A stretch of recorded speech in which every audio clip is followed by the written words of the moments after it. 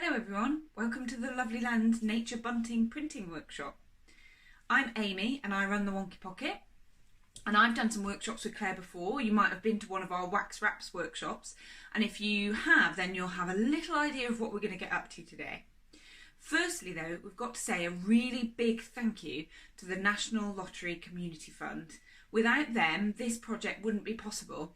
A big thank you from me as well to Claire for bringing me on board again to get creative and get invested in nature, which is what I really love doing. So the first thing we need to do is we need to get outside and we need to find the things we're going to use for our printing.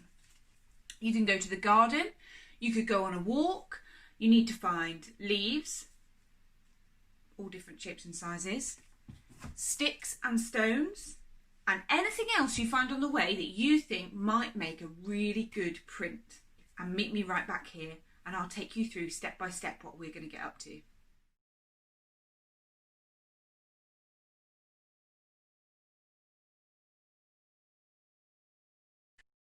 Okay folks, so firstly some bits you'll need from around the house. Your nature treasures, a plate to put your printing ink on, a glue stick, paintbrush, a pair of scissors and some scrap paper. In your kit you'll have bias binding, embroidery wool, some pins and needles. These are quite sharp, so make sure we keep them out of the way of little hands. Some printing ink, some sponge dabbers, some wool, although if you're a Lovelyland yarn bomber, I'm sure you've got plenty of extra wool lying around the house, some cardboard mounts, and your 6 bunting triangles. And we're ready to get started. So we've got our little triangle. We're going to get, I'm just using a little plate here. Now the important thing to remember with our printing ink is a little bit goes quite a long way. So we're just going to put a little splodge here. And we can always add more, but we can't take any off once we've printed. So the first thing I'm going to show you is using the sticky back mount. So you want to peel that layer off. Put that over here, and you can feel it. It's really sticky, isn't it? So what you might want to do with this is have a little think and maybe make a little pattern. I'm going to put this lovely oak leaf, and I'm putting my leaf down backwards because we're printing from it. And can you see that the oak leaf has these gorgeous ridge lines along it? So we're actually going to get a lot more detail if we print from the underside. What else am I going to add here? I tell you what, I'm going to go for this hollyhock because that's got some nice ridges as well. Oh, is she going to fit? Let's have a look. There we go. Doesn't matter if it's not perfect. It's not about being perfect, it's just about creating, okay? So, once we've got them on our sticky pad like that and we're happy with it, now you can use the sponge dabber. Like this, you just want not too much at all. And we're going to dab it on the bits that we want to print.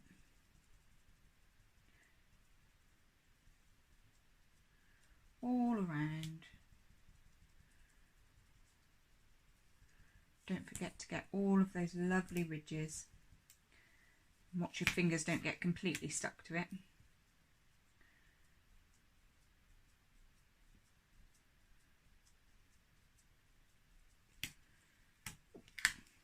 Or you can use a paintbrush and just paint along here.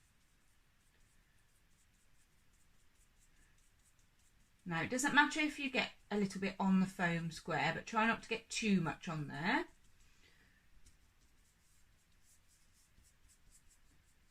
Okay, then we're going to take our triangle. I'm going to place it in the middle. Make sure I've got it the right way up. And then press down.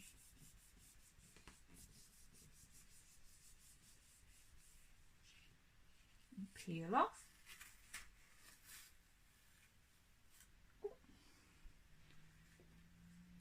Now you can see there. Can you see it under the camera? all the ridge lines that have come up. Now I probably could have pressed a little bit harder there. We can repeat our block, we could ink it up again and we could repeat it over. So the other thing you can do is you can take one of these. Now I'm going to make this just a little bit smaller.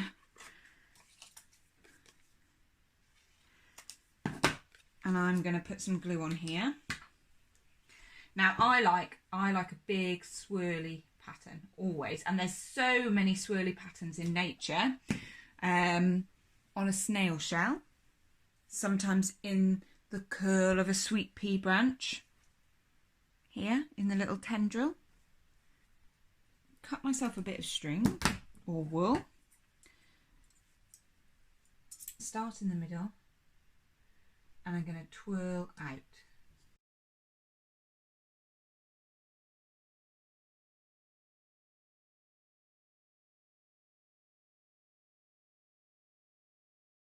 That's what these are for.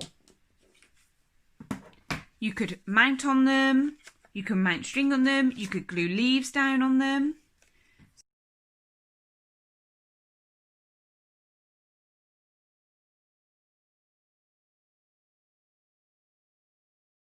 These bits of card and how we can use this foam mount. The next way, actually, I should say, is printing directly from the pieces that we've found. So one of my favourite ones to do is the lemon balm.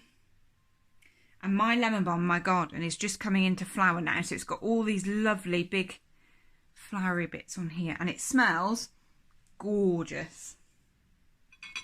So I'm going to lay mine on the plate here and I'm just going to paint all over it. This is quite a good one for getting stuck in. You might want to put some more ink on your plate for this kind of printing.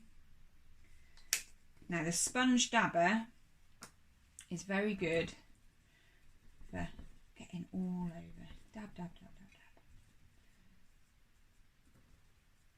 You're going to get all those ridges.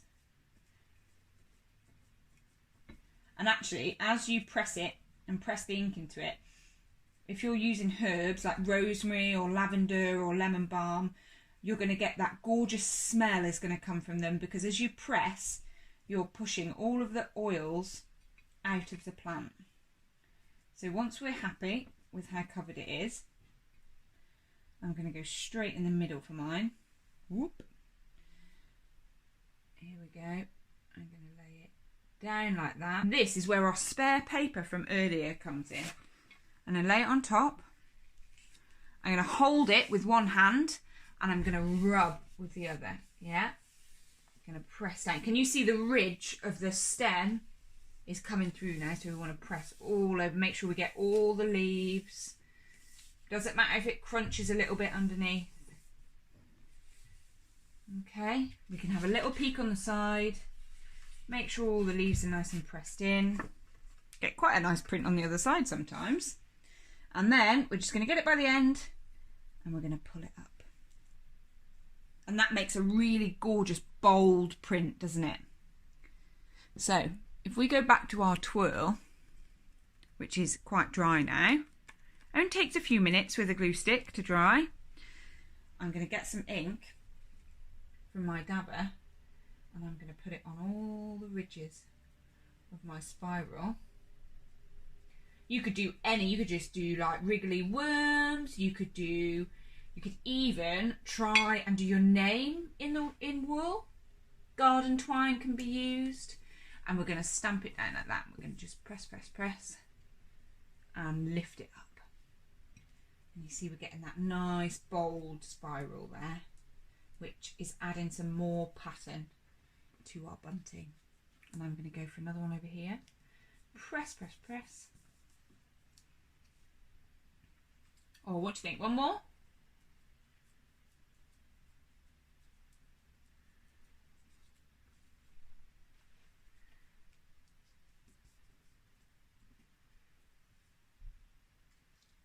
We've got sticks. Sticks are really good.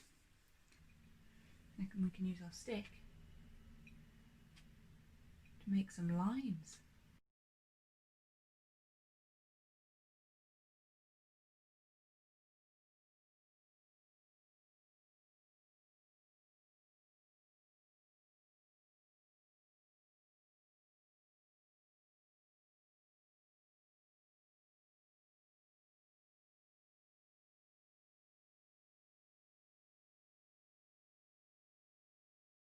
If you made it to this part of the video, that means you've got 6 pieces of bunting. 1, 2, 3, 4, 5, 6. Fab. What we're going to do is leave them to dry completely. So you may want to leave them out on the table like this. Make sure they're not touching. And they're going to take a couple of hours until they're touch dry. Okay, so that means when you could leave them overnight. You could do this in the morning, come back to it in the afternoon. Just make sure you check. Once they're touch dry, we can get started.